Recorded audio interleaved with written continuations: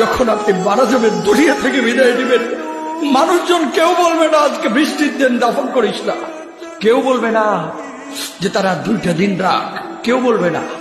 কবরের মধ্যে যখন নিয়ে যাওয়া হবে, আপনার স্ত্রীর কথা মনে পড়বে, আপনার সন্তানের কথা মনে পড়বে, আপনার বাবার কথা মনে পড়বে। সবচাইতে বেশি কষ্ট আপনাকে যে জিনিসটা দেবে, কি নিয়ে কবরে ঢুকলাম, কেন সুদ খাইছিলাম, কেন ঘুষ খাইছিলাম, কেন কবরের জিন্দেগির জন্য প্রিপারেশন নেই নাই। দুনিয়ার জিন্দেগিতে একটা মামলায় ফেসে গেলে সুপ্রিম কোর্টে যাওয়া যায়, উচ্চ আদালতে যাওয়া যায়।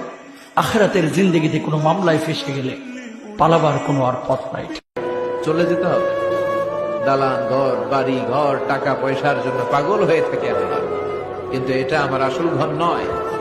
যেই গোসলখানাটারে আমি এত সুন্দর করে টাইলস করে ইটালিয়ান ফিটিংস দিয়ে বানালাম, আমার জীবনের শেষ গোসলটা কি ওই গোসলখানায় হবে? কথা বলে, যেখানে লাশ ধোয়ায় ওইখানে আমার গোসল হবে। এগুলো আমরা ভাবতে চাই না। কবরের জীবনটা আসল জীবন। কবর জগতে কোনো রং নাই, কবর জগতে কোনো স্বাদ নাই, কবর জগতে কিচ্ছু নাই, মাটি আর মাটি।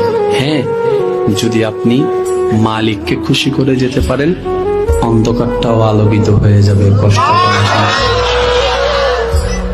আপনার কবরের চিন্তা আপনি করেন, আমার কবরের চিন্তা আমি করব।